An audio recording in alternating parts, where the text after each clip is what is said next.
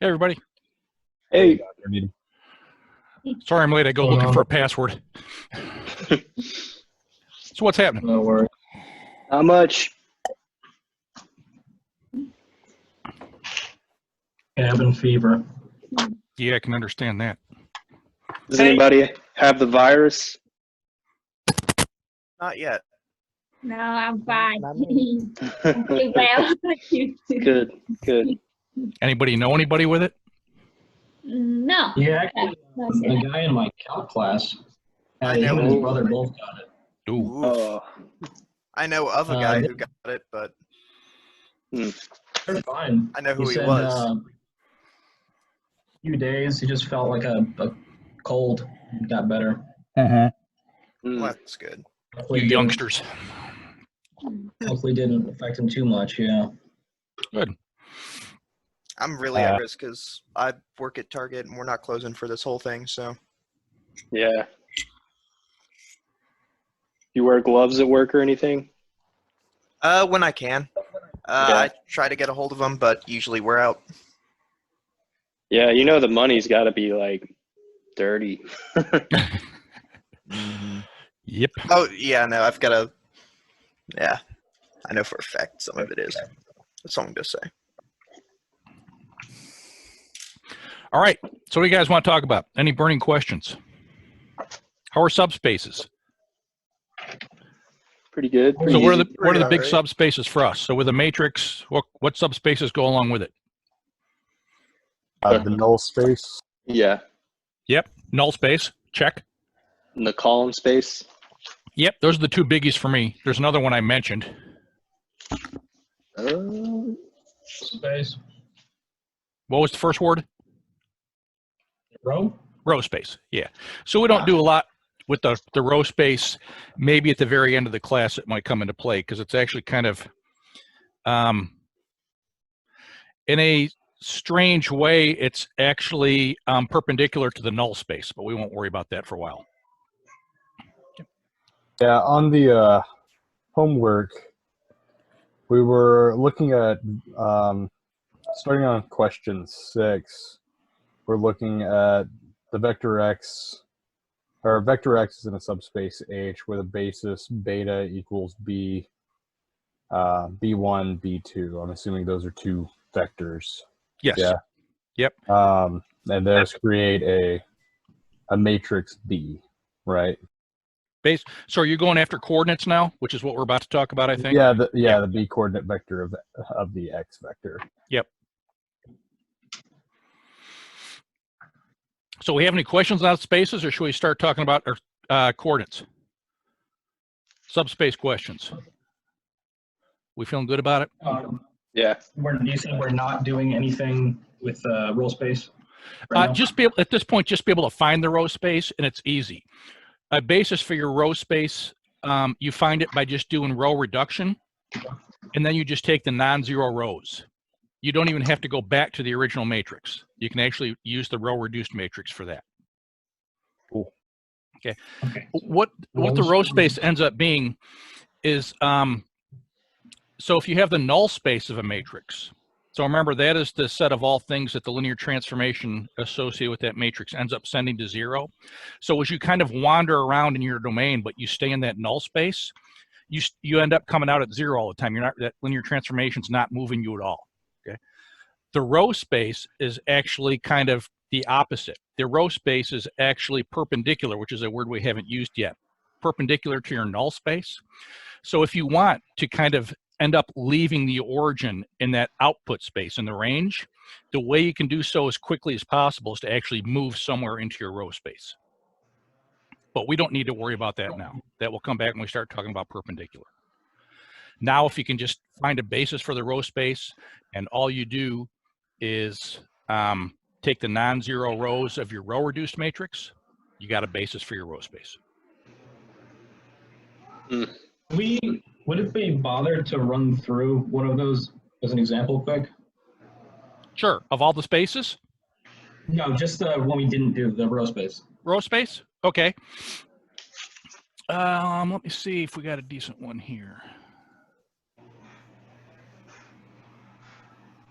I forgot to bring my calculator. Oh well. Okay. Let me pull up a whiteboard here. The man of the hour. Ah.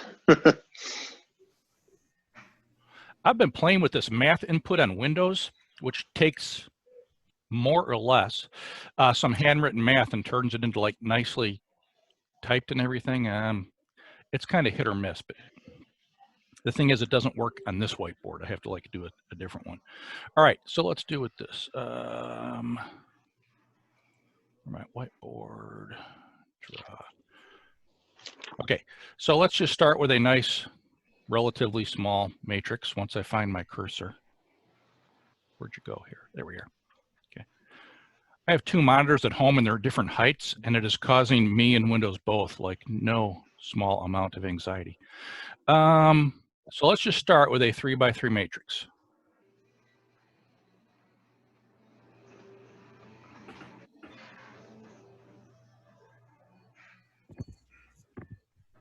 Okay.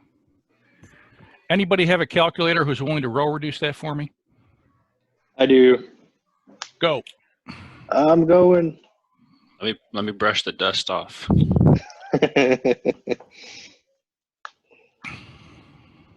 All right. The Oh, top. hang on. I got to find my matrix again. No, I'm over there. Okay, top row.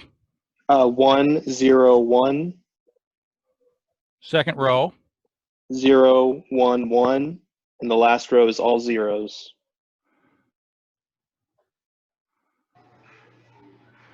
Okay, so while we bother to do this, first off, let's find a basis for our column space. So what's the trick for the column space? You find which columns? The pivot columns and the pivot, the basis is the actual columns of the first matrix. Exactly. Yep. So first and second columns are pivots, but remember you have to go back and grab these. So a basis for the column space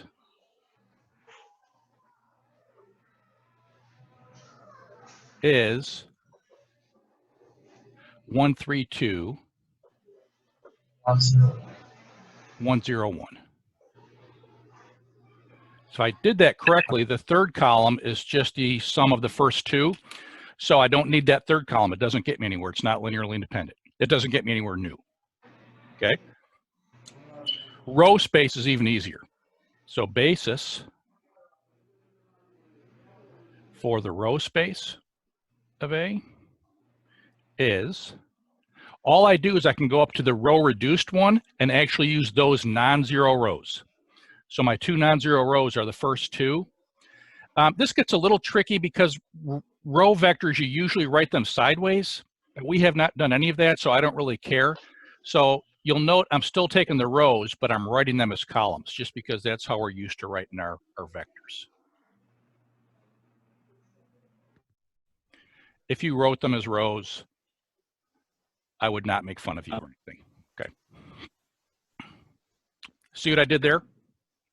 Yes. Okay.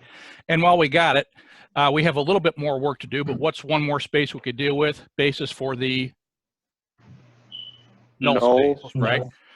So what I do here is I kind of, I have a little bit more work to do, but I'm close. So here's where I rewrite these as equations, and I move the free variables, which in this case is my x3, to the right-hand side. So I have x1 equals, remember it's null space, so I'm thinking of that being as augmented with nothing but zeros. So that's minus x3. I have x2 equals minus x2, and I have x3 equals x3 because it's free. Okay. So all those things, when I factor out my x3, look like x3 times minus 1, minus 1, 1. So what is a basis for my null space?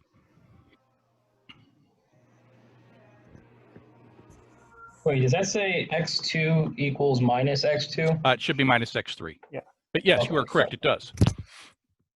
I was so confused too. I'm just checking. Nice. There we go. That better? Yes, perfect. Okay.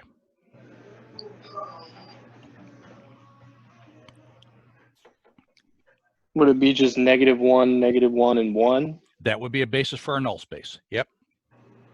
So let me go ahead and put that down here. So basis of the null space of A is the set containing the single vector -1, -1, 1.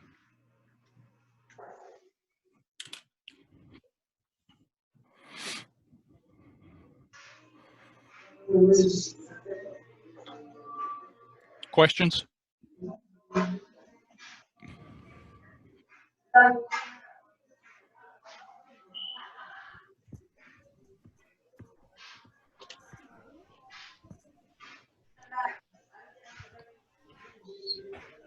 No, I think we're good. Okay, I think so too.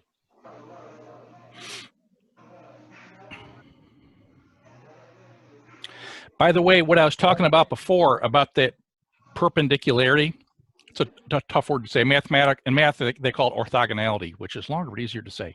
Anyway, if you were to take, I told you what the dot product was the other day, right?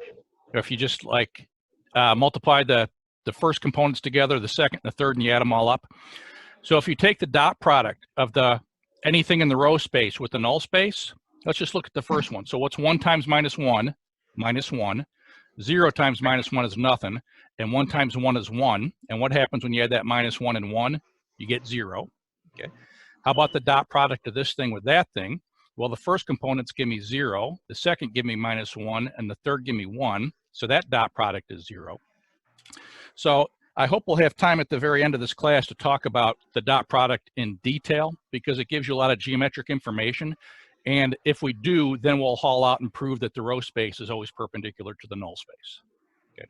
And last thing I want to run by, this one's a square matrix, so it's not blazingly obvious, but column space live in domain or the codomain? Domain. Columns live.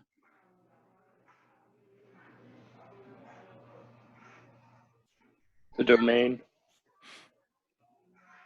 What if I had like a 3x4 matrix? A 3x4 matrix goes from R where to R where? R3 to R4. Nope, it's the reverse. Ah. It's the weird thing. Okay. Ah. So your column space actually lives in your codomain because your columns live in your codomain. Okay. Because your inputs for your linear transformation are weights on those columns, and you actually end up doing all those vector operations over there in the codomain. The null space is the stuff in the domain that gets sent to 0, so the null space actually lives in the domain. And actually, I'm going to write this over here. So the column space lives in the codomain. The row space and the null space both live in the domain.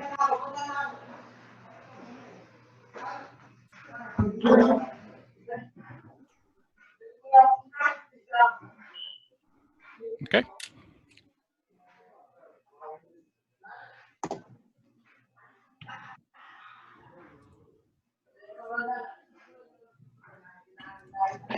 Feeling all right about it? Yep, I think so. I think I'm good. Okay. All right, so next up, let's talk about coordinates. So to do that, I have to clear this thing. I'll be posting it in a little bit anyway. Clear all drawings. So when you talk about coordinates in linear algebra, you're always talking about coordinates relative to a specific basis. So every subspace, even an entire space of Rn, they actually have an infinite number of bases. Often, because it makes life nice, we like to work with a standard basis, but sometimes it actually comes out to be kind of handier, at least temporarily, to work with another basis. For those of you, I don't know where they teach polar coordinates anymore, but like in Calc 2 or Calc 3, they teach polar coordinates, which sounds kind of weird, but they turn a lot of kind of circular problems into much easier things, you know? So sometimes a change of coordinates is handy. So in linear algebra, coordinates are always relative to a basis. So coordinates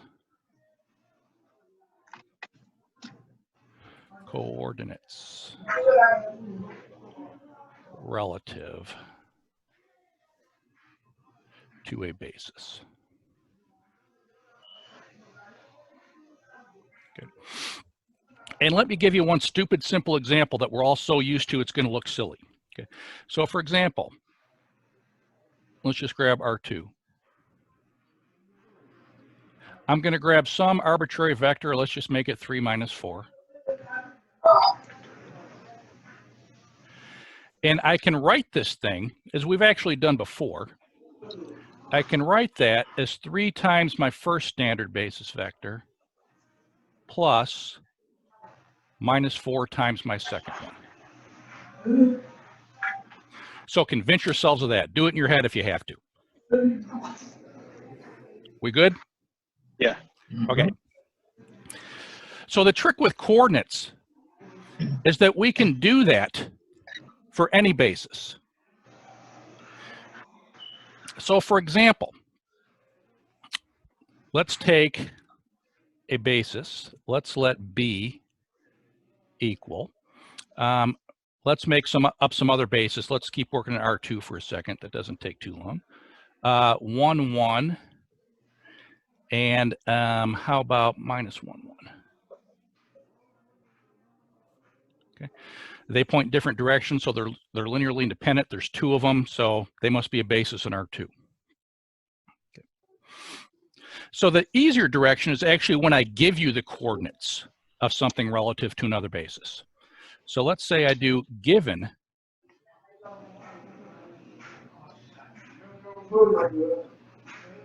and here's the notation for this. Those are called the B coordinates of X. Okay, so let's say I tell you that we have some vector X whose B coordinates are, let's say 1, 5. And then I would say find X. So we start out by knowing its coordinates relative to a different basis, but we don't know what that vector X is. So in particular, this 1, 5, that is not necessarily the vector that has 1 component to the right and 5 components up. Instead, what this is, it's the vector that has 1 component in that first B vector direction and 5 components in the second one.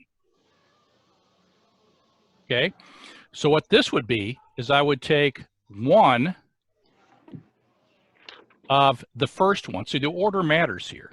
Okay, see, I took 1 in the first slot, and that's my first basis vector.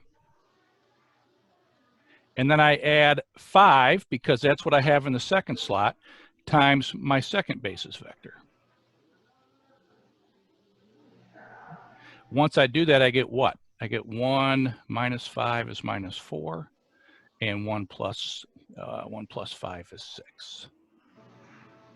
Okay, so that thing right there is my X. So we have at least I do, I can't get rid of it. I have like a bar at the bottom of my screen, so I can't see the bottom like 1/10 of my screen. What's in Is your there any bar? way to? You can move it around. Oh, the bar? Did it move just now? Maybe not the bar. I don't know. It just says -4 and 6 though.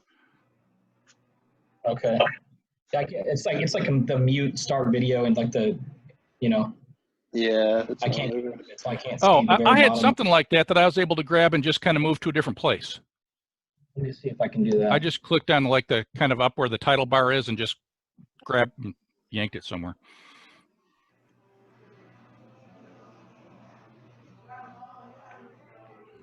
Yeah. Also, well, no. Also, just leave your mouse.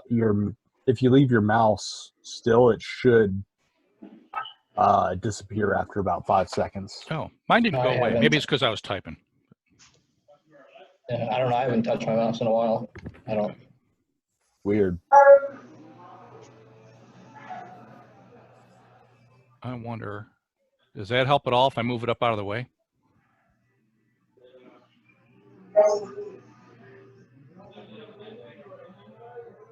There it That's is. better. Okay. That's cool. All right, cool. All right, so if we have some basis that we're working with, I have to give you the basis, otherwise we're kind of dead in the water, okay? So this typically, the first element here would be called like your B1, and this is your B2.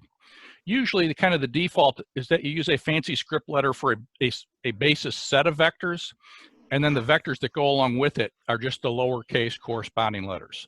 So that would be like typically your B1, and this would be your B2. Okay. In the basis capital B.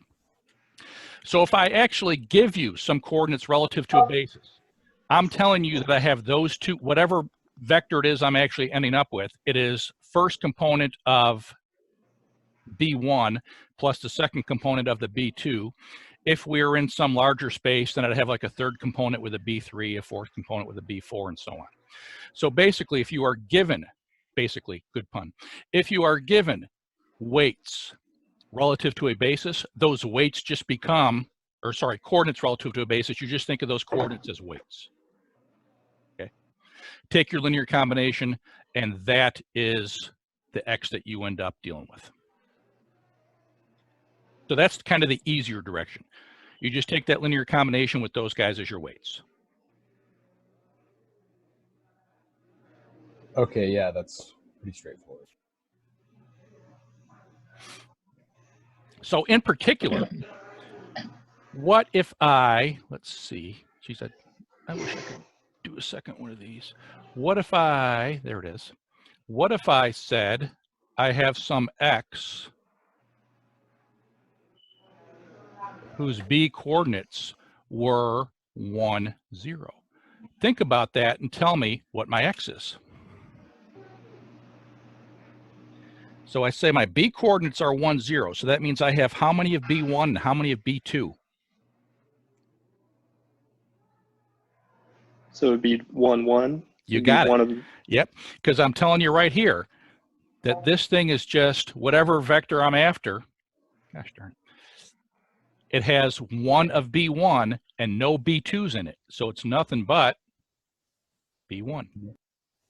Yeah, stop it. This little stylus has a button on it that does things I haven't yet figured out. It's a ghost. It is. It's possessed. So actually in any coordinate system, if I give you the vector or the coordinates 1, 0, I'm just telling you it's that first basis vector. One of those and none of any of the others. Okay. So far, so good? Okay. So the other direction is a little bit, at this point, it should be harder for you folks, but it's a little bit more tedious and takes a little bit more time. So I'm going to post this again so I can erase whatever I want. All right. Clear all. Okay. Let's stick with the same one. So 1, 1 and minus 1, 1. So back to here. There we go.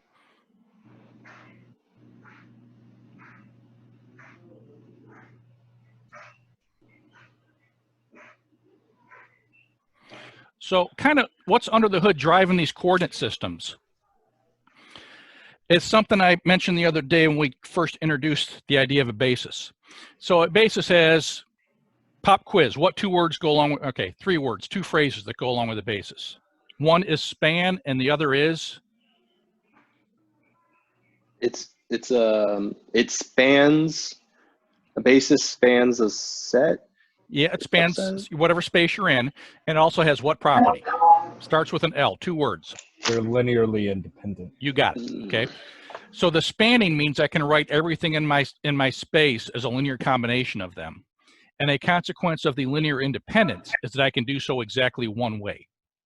And in general, in mathematics, that's kind of the definition of a coordinate system. If you can identify something with whatever set you're working in, and often that set is Rn or some surface in Rn or something, with something that you know how to work in a, a nice one-to-one and onto manner, you got yourself a coordinate system. Okay, so let's say we're going to go the other direction. So instead of giving you the coordinates, I'm going to actually give you a vector let's say it's 5, 10. Okay. In this direction would be find the coordinates of x. Okay.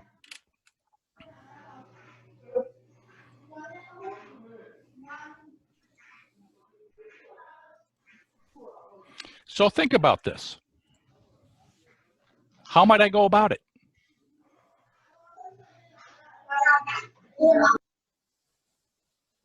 So are we looking just for another vector that gives us... Yeah, we're kind of looking for coordinate vector, if you want to say it that way. Yeah, but we're looking for weights on our two basis vectors. Sorry, I'm pointing to my basis vectors like you guys can. Oh, I guess you can see me. They're over there. Okay, I'm looking for weights on these things here that will actually get me there.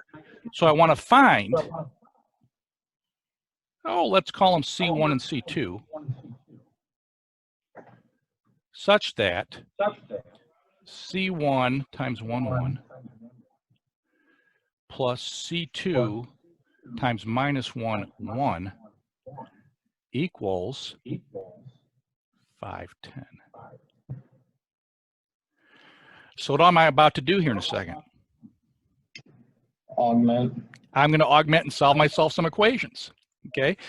So on the previous page where I actually gave you the coordinates relative to a basis, you just kind of basically just multiply your, well, I should have shown you it matrix form. Okay. Maybe I'll go back and do that here in a second. You just multiply the matrix you get when you make your basis vectors, the columns, by that coordinate vector. In this case, we're actually doing a solving. Okay. So in this case, you're actually going to set up and solve. How many of those and those does it take to get me to 5, 10? Okay. So you're going to row reduce and get what? Oh, hang on, we can do this. X is 7.5. And that is 2.5, I think, if I did that right in my head. Okay. Correct. Okay. So this thing tells me I can write that 5, 10 vector. Okay. And since I don't have anything special around that, that's good old 5, 10 in terms of the, the way that we're used to with our standard basis. I can write that vector if somebody pulled a gun on me and made me do it, as 7.5 times the vector 1, 1 plus 2.5 times the vector minus 1, 1. So that right there are the coordinates of 5, 10 relative to the basis vectors in B. Okay. So given coordinates, you basically just make them your weights, which amounts to multiplying kind of the obvious matrix you get when you make your basis vectors columns. Multiply that by your weights. When you want to go in the other direction, when you're looking for coordinates relative to a basis, you just solve some equations.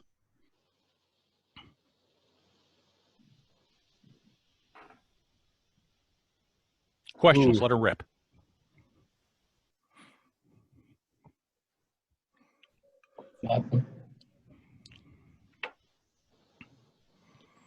No, that seems pretty straightforward. Okay.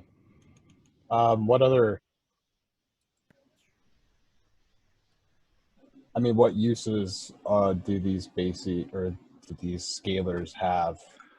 Just the ones that we've skipped before. Mostly, they kind of come into play with what we're going to do in about another chapter, something called eigenvectors and eigenvalues. So along with a matrix are often these things called eigenvectors, which are kind of the key directions that a linear transformation is kind of operating on, or kind of telling you what it's doing geometrically. And if you kind of bother to figure out coordinates of things relative to those eigenvectors, you can often write the matrix in a really simple, easy way. You can take a matrix full of numbers like, what in the heck is this thing doing geometrically? And if you can kind of figure out what it's doing relative to a specific basis and simplify it, it gives you very good insight into what it's doing. Hey, it's just stretching in this direction or scrunching or shearing in this direction and whatnot. Cool.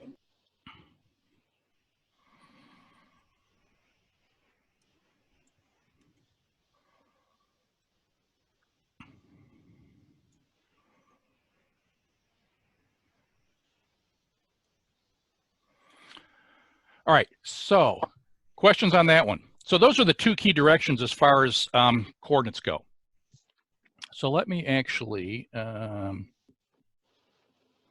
don't want to stop share, new share. Oh, those two things are on top of each other. Oh, well. Where's it at here?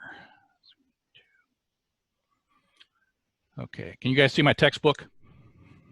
Yeah. It says 2.9 exercises. Okay, so take a look, number one. It says find the vector determined by the given coordinate vector. So in this case, down here, they're giving you the coordinate vector relative to this basis. So am I just plugging in or am I solving?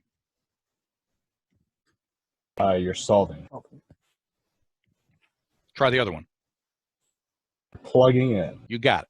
Because when they tell me my coordinate vector, that's telling me what weights I have on my basis vectors. Okay, so watch. There we go. Annotate. Oh, cool. Okay, so now if I go over here, I would basically do 3 times that first vector plus 2 times that second, which in matrix notation can be just written as, watch, I'm going to take kind of what I now call the obvious matrix, what I get by taking my basis vectors and just sticking them into a matrix. And I multiply them by that 3, 2. Okay. 3 of the first column plus 2 of the second column. And what do I get out? I think I get out 7, 1. Is that right? Okay, see if I can stick that in there. That is 7, 1. Okay. For 2, I do something similar. Okay, I take the matrix that I get from making those my columns, and I just multiply it by that. And that has the effect of taking -1 of the first one plus 3 of the second.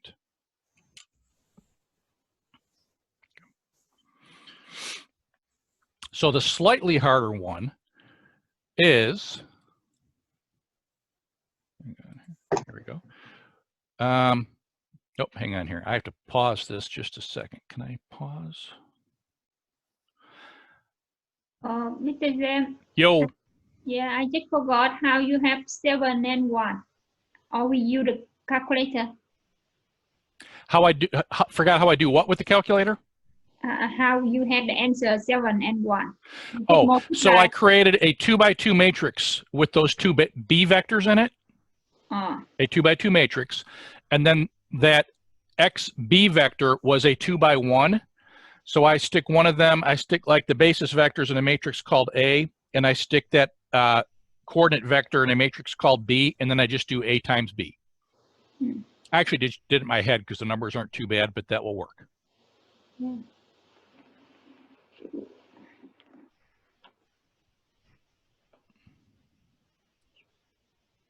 And what would be the notation for the solution to that? That you would end up, it would just be that vector, which was what, 7, 1. 7, 1 would be the solution. So yep. With no subscript or anything, because without a subscript, that's the good old fashioned 7 in the right direction and 1 going up. Okay. Hang on here. Oops, hang on. I want to pause this so I can move my screen. Otherwise, it won't let me. No, it didn't let me do it anyway. Come on, you. Oh, hang on a second. I got to stop for a second. Okay. Just so I can do that. Okay. Share again. Okay. So all I did was move my screen over so you can now see problems 3 through 6. So for example, number 6, now they're switching it. They're not giving me the coordinates relative to that basis.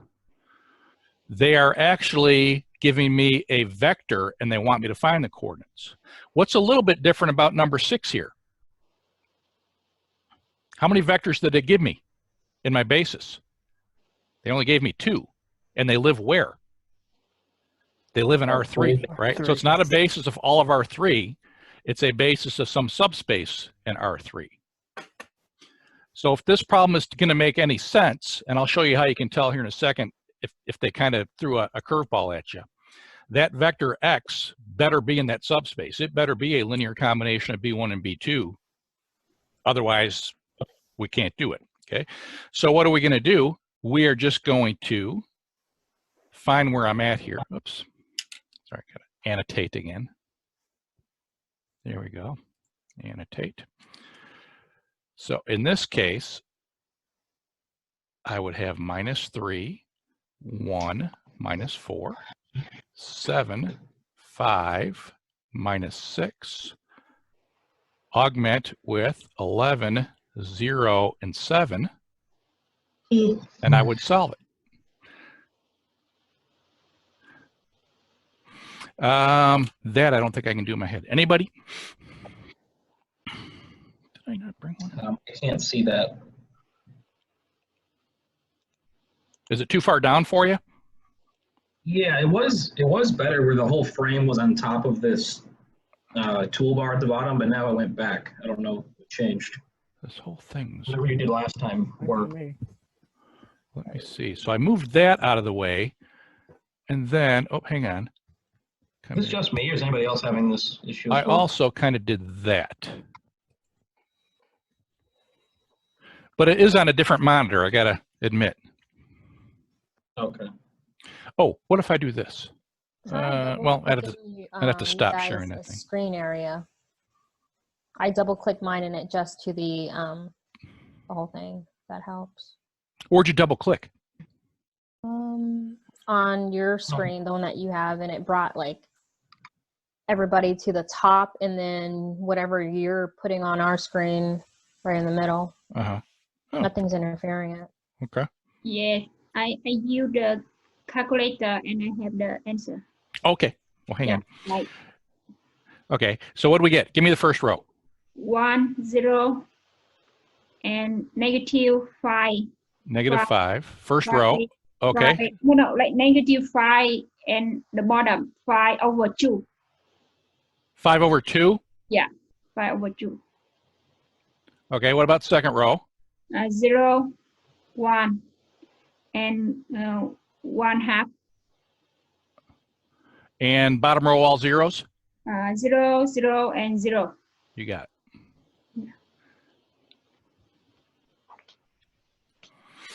Okay, so what is that telling me? That's telling me I can write that X as a linear combination of those two basis vectors, providing I take -5/2 of the first one and 1/2 of the second. Okay. So this is telling me that in this case, relative to that basis, I get -5/2 and 1/2. Okay, that's my basis vector for that 1107 relative to that basis, -5/2 and 1/2.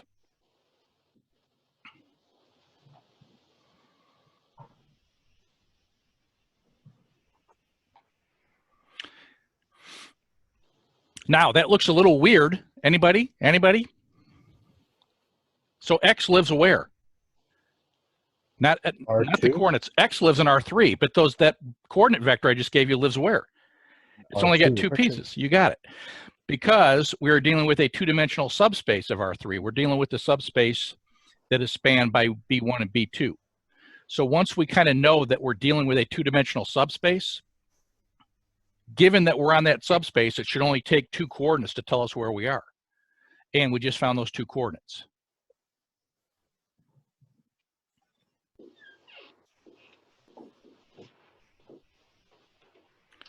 By the way, if I had row reduced this matrix and got anything down here that was 0, 0, 1, what would that be telling me? How solvable would that system be? 0, 0, 1. Solvable.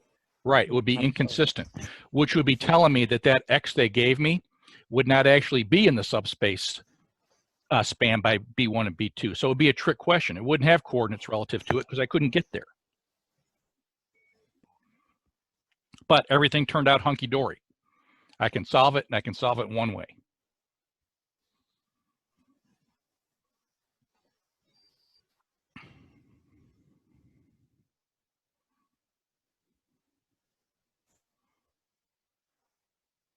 Questions? No, looking good, I think. Yeah. Okay. Let me stop that for a second then, see what else we want to talk about. What else we want to talk about? You guys been doing the homework. I got that and this.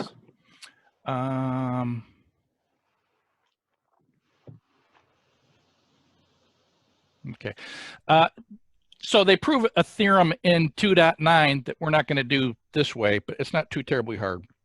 That basically says, given any particular subspace of any R, whatever you're living in, any basis of it has to have the same number of elements. You can't have one basis with 2 things in it and another one with 3, okay, or any other number. So once you know that a given subspace has, you know, a basis of 5 things in it, then you know that any other basis also would have to have 5 things. So the takeaway from that is that that actually kind of gives you the way that you can define the dimension of a subspace. So the dimension of a subspace is how many things are in a basis for it. It is well defined and they're all the same. Okay.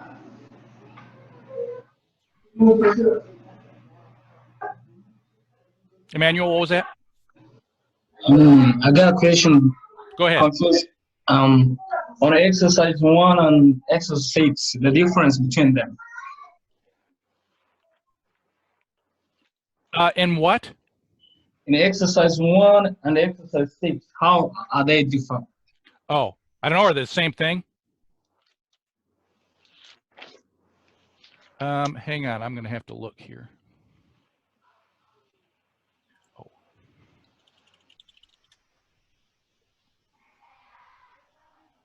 Give me a second. What? There we go.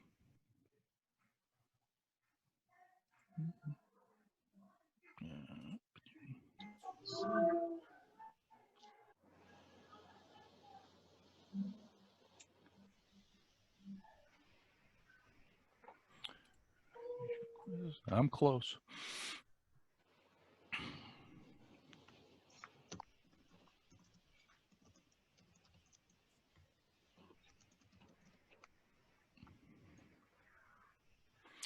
Okay, so you said Emmanuel 1 and 6? Yes.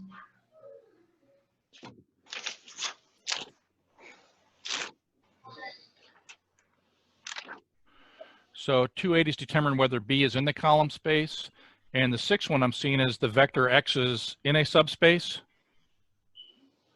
Am I looking at the right things for what you're asking? So are they solvable in the same way? Determine whether B is in the column space. So basically just see if you can solve, if you can augment with B and solve a system of equations. Mm-hmm. And 6, yes, I believe so. In fact, let me, hang on, let me see if I can share this with you. What I got here? All right, you looking at your homework? Yeah. Okay, so 1 is determine whether B is in the column space of.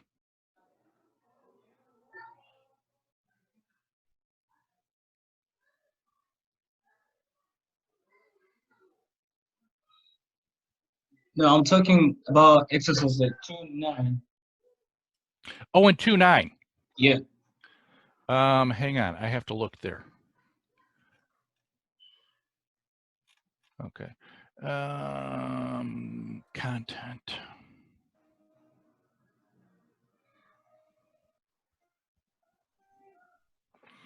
Homework problems. 2.9. There we go. Ooh, I can do that.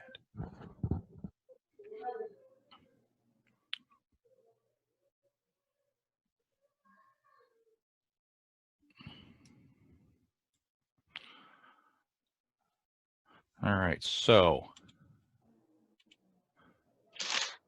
this one right here, Emmanuel? Yes. Okay, so 1 says find the vector X.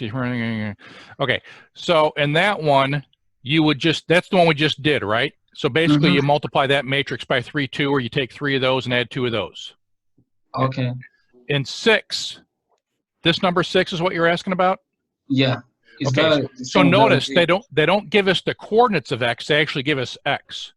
So this is the one where we don't just plug them in and make them weights, we actually have to find our weights. So when they give you the vector and you're looking for coordinates, you actually have to solve some equations. Okay. When they give you the coordinates, you don't have to solve anything, you just multiply, you make them your weights. Okay. Good. Again. Mhm.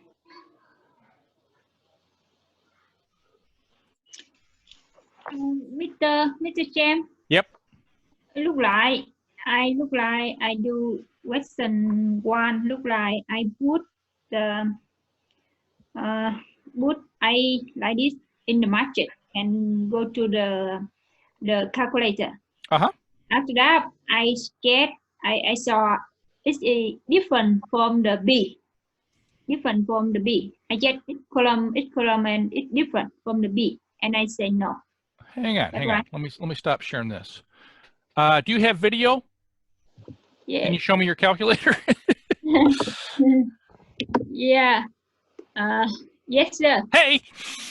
Yes, I have calculator like Okay, this. hold it up close so I can see. Yeah. The web.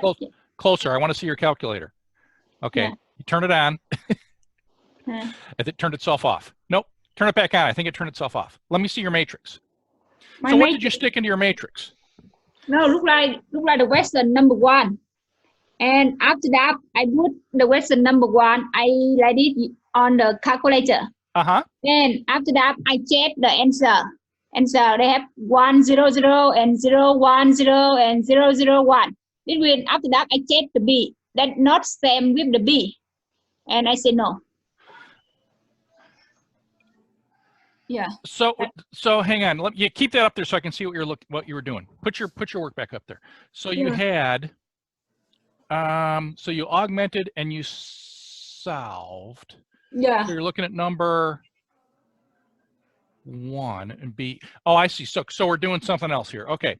So you're trying to decide if B is a linear combination of those other vectors. Yeah. Okay. And hold it up one last time so I can see what conclusion you came to. Yeah. Yep. So you just row reduced that matrix with those 3 column vectors, right? Yes. So the fact that you ended up with the identity, you have 3 vectors in R3 and you row reduced and it comes down to the identity means you can always solve it, right? You don't know what your solution is until you actually augment it and row reduce it with the augmented matrix. But just based on what I see there, you can come to the conclusion that B is a linear combination of them because they must span and they must be linearly independent. So those 3 vectors that you have there, they're a basis for R3. I can tell because that matrix row reduces down to the identity. I don't know based on what you did what that linear combination is. You'd have to augment it with that B vector and row reduce. But just based on what I see, I can tell you that you're going to be able to do it. Because you don't have a row of zeros. So you're good.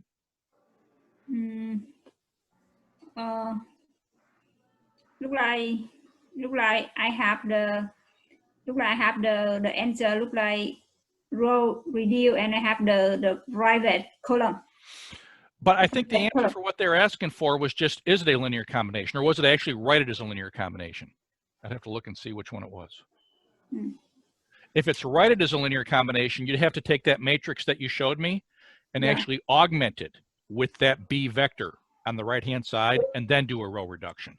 Yeah. And that what comes out is going to tell you your weights. Yeah, the question in the homework is whether... If it is, write it as 1? Yeah, if B is in the column space of A. Yep. So she did the correct thing. She row reduced it and found out that the augmented matrix is inconsistent. So therefore, B is not. I didn't see that based on the matrix that she showed me, though. If you end up with zeros and a 1 on the bottom, then you can't get there. So it's not in the column space. Yeah. So it's inconsistent or not consistent. Well, hang on. So let me see.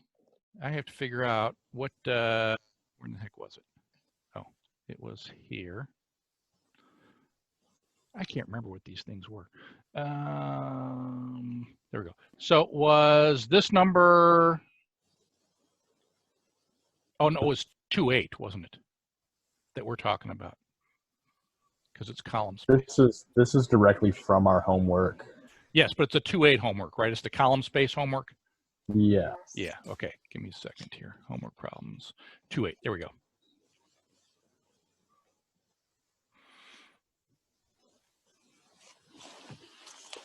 Okay, I'm close.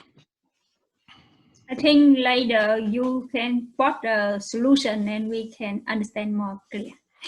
Okay. Right. I did all homework and I have one homework not correctly. But Okay. I don't know which one I have not correctly. Yeah. Okay. Oh, hang on. So this is not, so I'm going back and forth here. So Emmanuel's asking about like problems you should be able to do out of the book, but you are asking me about one that's actually in the homework quiz. Is that right? Or am I just losing my mind? Because that's a distinct possibility. No, that's correct. Okay. That's off the homework quiz. Gotcha. So let me go find this thing. It's the first question on the homework quiz. Yeah. So now it sounded familiar. Yep. So evaluation quizzes. No, let me show you what I'm looking at here. So homework 6.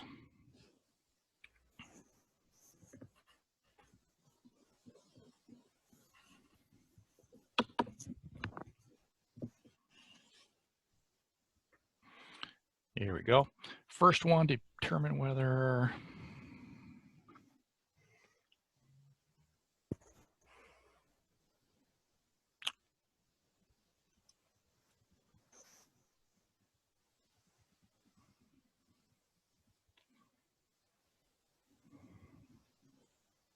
okay, so if they just say determine whether B is in the column space of A, you well, the way I would do it is I would simply take that A and augment it with the B, and then just row reduce and see if it's consistent. Okay. Based on what you did before, you just row reduced A and showed that it came down to the identity matrix. So you can tell from that it is going to be consistent. However, if you ended up with a row of zeros at the bottom of A, then it would still be undecided because it would also depend on whether or not B ended up kind of following the same pattern or not.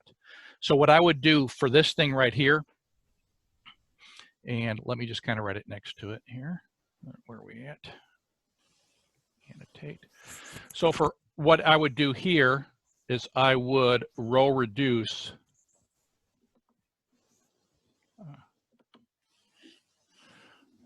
the augmented matrix.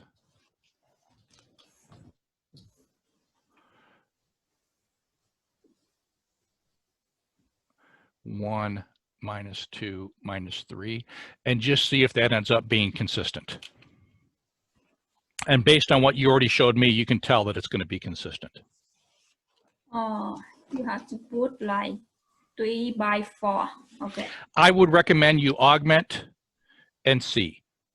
Like I said, you just row reduced A, and in this case, because it ended up row reducing to the identity, you have enough information to come to the conclusion that you'd be able to solve it. Okay. But if it didn't come down to the identity, then you'd have some more thinking to do. Whereas if you just augment it and look and see what happens, you'll be able to tell right from the moment you're done.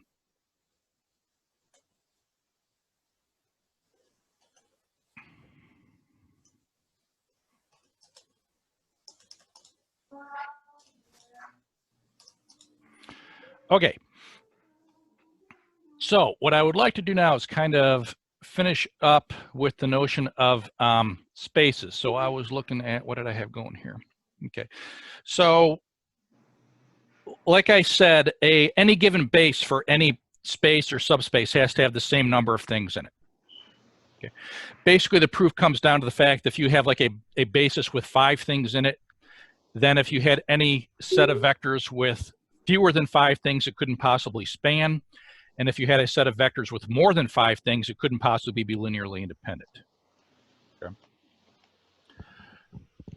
So once you have the notion of the dimension of a subspace, we have already talked about a couple of particular subspaces for any given matrix. So the 2 that I want to kind of, that we actually give names to. So the dimension of the column space is called the rank of a matrix. Okay, so let me actually write some of this stuff down here. Oops. Okay. So where to go? There it is. So the rank, I have no idea who came up with this word.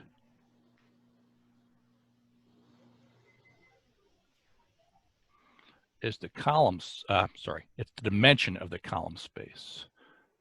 Erase.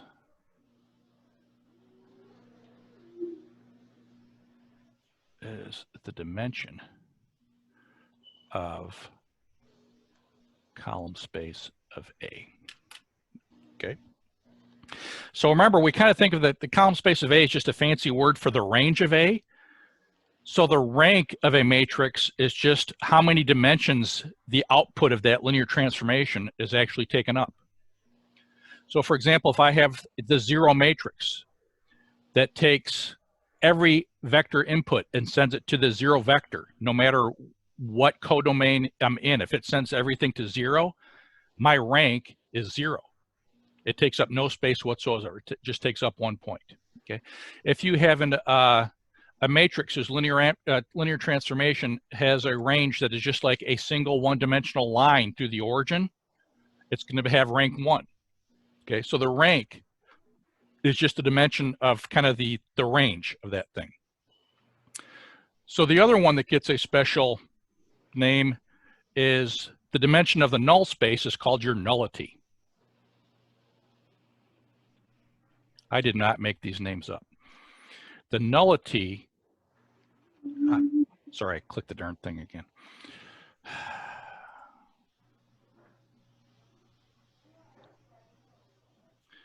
Okay. I'm not touching anything now.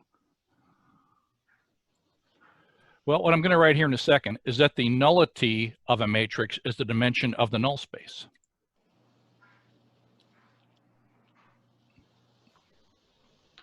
This is starting to hurt my head. This is a creative writing now. Okay, draw, click that. I'm not touching any of these buttons, and yet it's writing. Ay, ay, ay.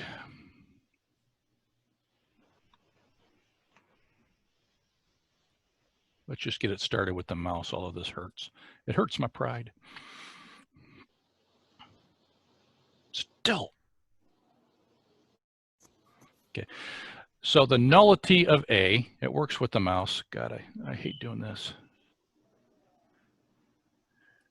Is the dimension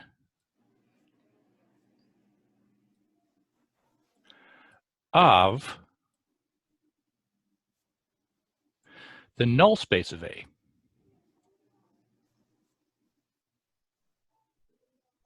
It is how many dimensions are getting sent down to the zero vector. Okay, so those are two words you should memorize. The rank is the dimension of kind of the output, and the nullity is the dimension of the things that get sent to 0. Now there's a real big theorem in linear algebra, which kind of summarizes the entire semester to some extent. And I'm going to walk you through this because geometrically it sounds a little intimidating, but if you rephrase it in terms of variables, it's almost like stupidly obvious. Okay. All right. So the rank of a matrix is the dimension of the column space. How did we find a basis for the column space? We row reduced A and we went and found the pivot columns, correct? Correct. So the rank of A is basically just how many, let's see if I'm going to try this again. Okay. The rank of A is number of pivot columns or number of leading variables. So let me just write number of leading.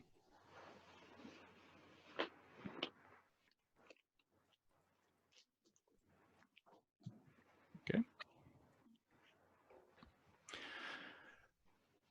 When we went to find a basis for the null space of A, we ended up having a basis vector for each what that we ended up factoring out of our solution in vector parametric form. We had a basis vector for each free variable, right? So the nullity is actually the number of free variables.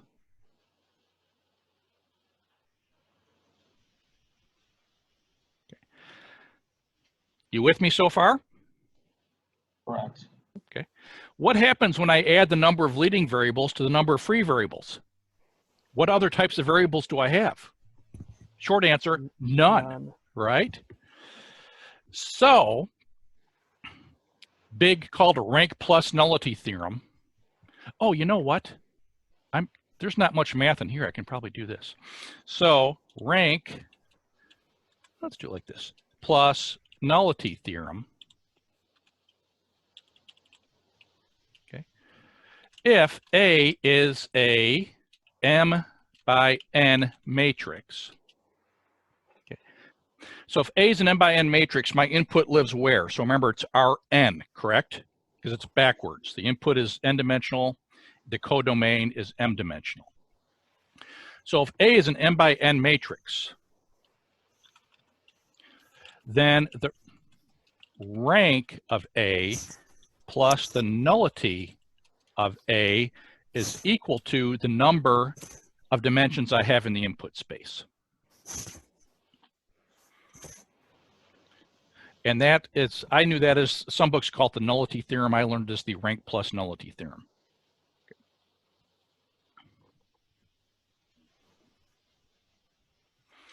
So for example, if I have like, you know, a 5 by 5 matrix that takes R5 to R5.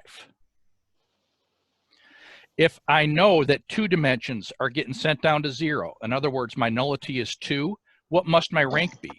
Well, 2 plus what is 5? It's got to be 3, right? So that tells me that my output, my range, must be a 3-dimensional set over there in the codomain. If I have like, sure, if I have a 5 by 5 matrix whose nullity is, I don't remember what I said, 2, I think. So 2 and 3. Yeah. So if the nullity is 2, that means it's taken 2 dimensions worth in my input that's all getting sent down to the 0 vector. So it's kind of smushing down 2 dimensions into nothing. The rank is the other 3 dimensions, because 2 plus what is 5? Well, the rank must be 3. So that tells me if 2 dimensions are kind of getting smushed down to 0, the remaining 3 are what are taking up space out in the codomain. Okay. I'm going to try unplugging my tablet, plugging it back in.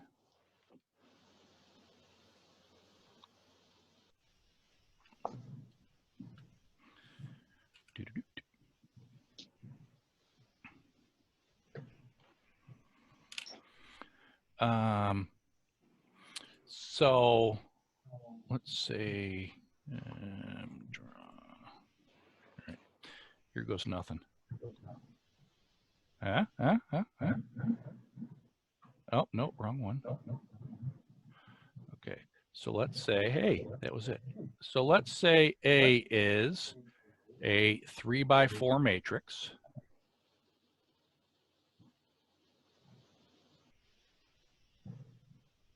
Okay, so there are a few things we can say about this. So remember Jim's lemma that I've been talking about kind of all semester long. If I have a 3 by 4 matrix, what's the biggest number of pivots I can possibly have?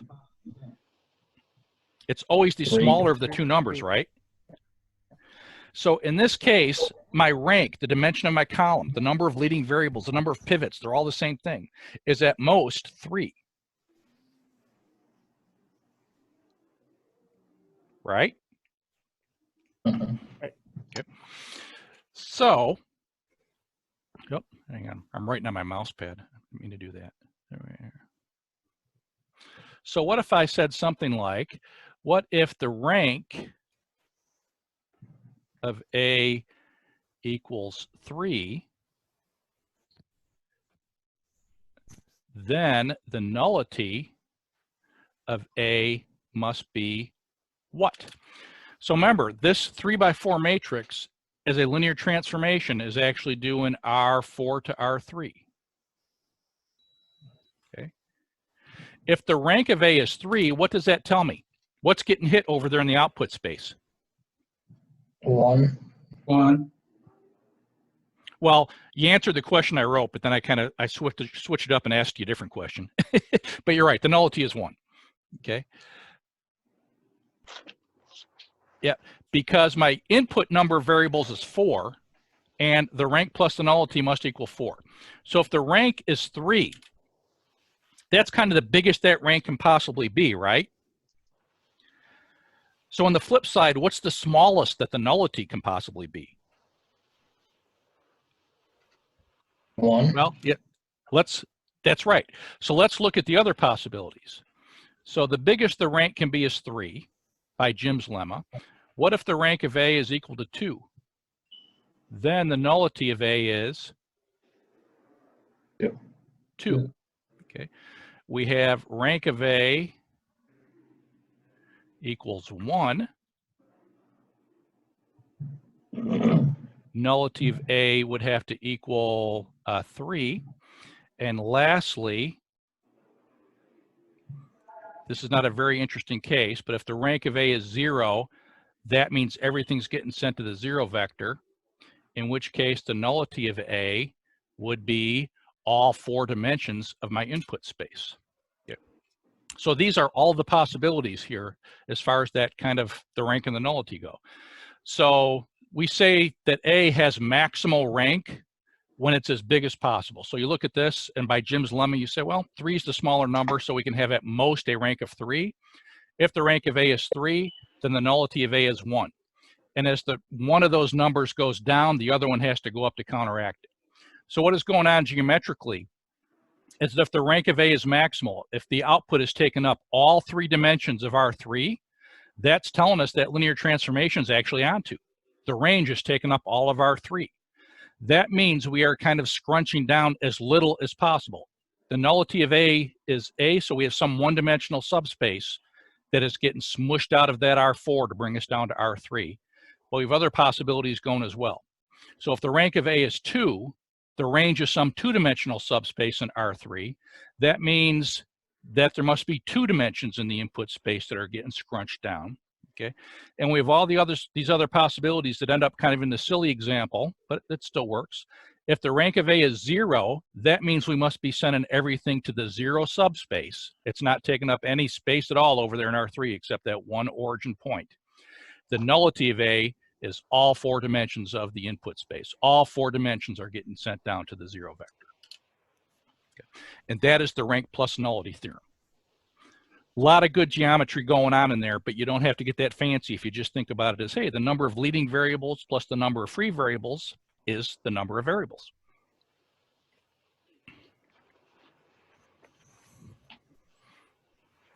Questions on rank plus nullity?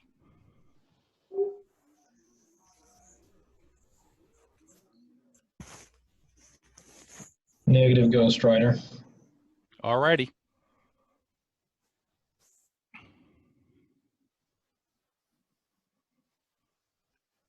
So I think the last thing I definitely kind of want to get through today, I was hoping we get into determinants, but that's all right, we don't have to, is how, if you have a square matrix, how the invertibility or lack thereof is related to like the column space, the null space, and all that good stuff. Okay, so if I have a square matrix and it's invertible, so let's just work with a 3x3 to make it concrete. If I have a 3x3 matrix and it's invertible, what happens when I row reduce? I'm always going to get what matrix?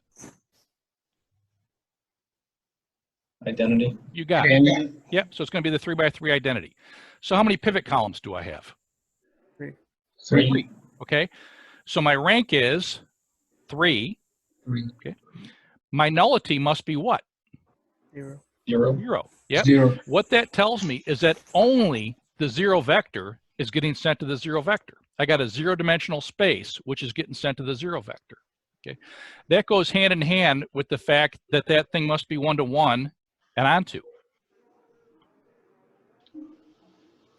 So what if I had a, well, hang on, let me go down to, let me just make up an example. So let's clear this guy. So let's say I had some matrix in R3 that ended up looking like, where are you at here? There we go. So let's say I row reduced and got something like this. Oh, no, hang on. I want a 0 where that 4 is. Sorry. 1, 2. Yeah, trying to make sure the rest of it looks good. So let's say I got that thing. Okay. So 3 by 3 matrix. So I think of this as going from R3 to R3.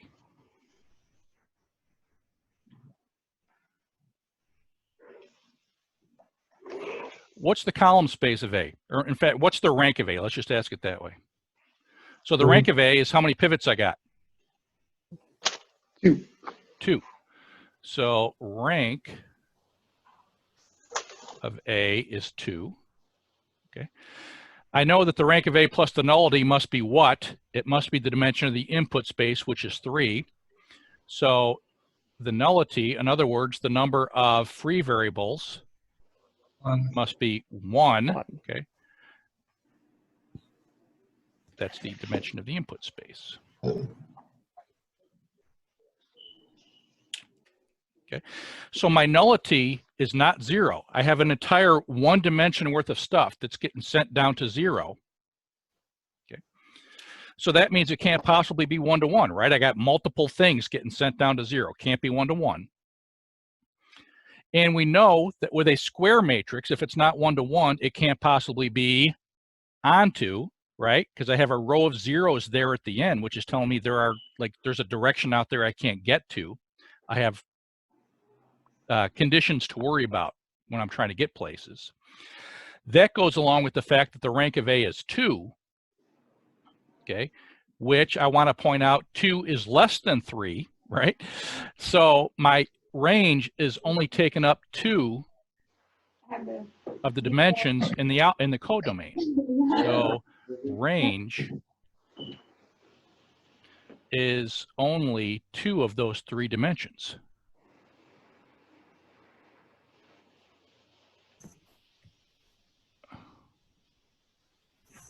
So it can't be onto. The range is a subspace. It's not all of R3.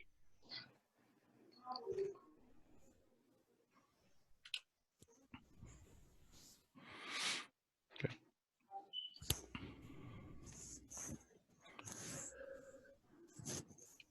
Now the last thing I want to tie this into is take a look at those 3 column vectors I put in that matrix right there. Do they form a basis for R3 or not? No. No, they do not. Because the third one is not a pivot column, nor will it ever be, right? So the third one's actually already a linear combination of the first 2. So to make a long story short, because this is stuff we already know, we're just using different words for it, which is kind of the story of the whole semester. If I put a bunch of vectors, and I'm asking, you know, I have 3 vectors, are they a basis for R3? I put them into a matrix and I row reduce. They're going to be a basis if and only if I get what matrix out? Identity. You got it. Okay. Are they a basis for R2 if you get like a row of zeros at the bottom and a 1 as a leading and you know, the second row leading variable 1 in the middle? Your pivot columns, like in this case, the first 2, they are actually a basis for something that kind of is a 2-dimensional subspace of R3. But technically you wouldn't call it R2 because they do have this third component to them. The say 0. It's isomorphic to R2. It looks and behaves like R2, but it's actually embedded in R3. Okay. Okay. So kind of what I wanted to get across was that if you row reduce a square matrix, so row reduce form of A, in fact, let me say it is equal to the identity. is equal to the identity if and only if the columns of A form a basis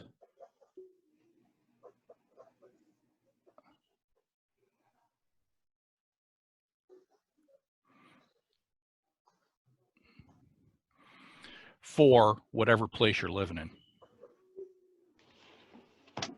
for Rn. Okay.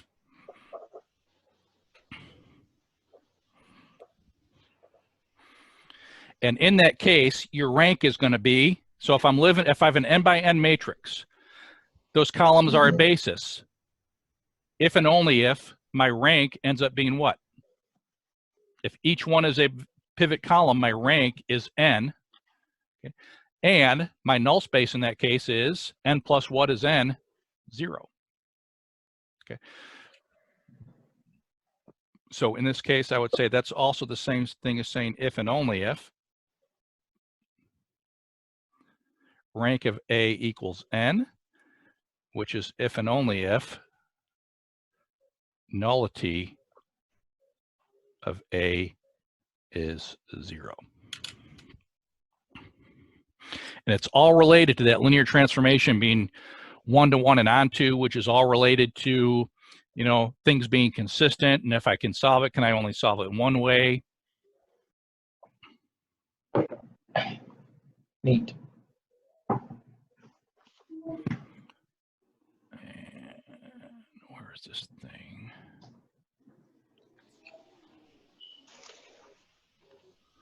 I wanted to show you basis theorem.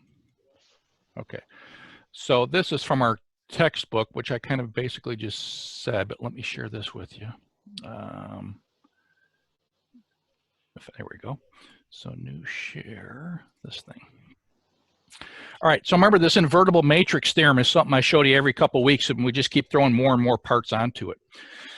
So in this section, the stuff that we add to the invertible matrix theorem is basically what I just wrote down at the bottom there. So it says if we have a square matrix, the following statements are equivalent. Let's see, I guess I can't scroll it anymore. Okay, so the columns of A form a basis. The column space of A is the entire output space. Dimension of the column space, which is, so O and P are essentially the same thing. I don't know why they wrote them as different things, because the rank is just defined as the dimension of the column space. The rank is all of n. The null space is just the 0 vector, which is the same thing as saying the nullity is 0.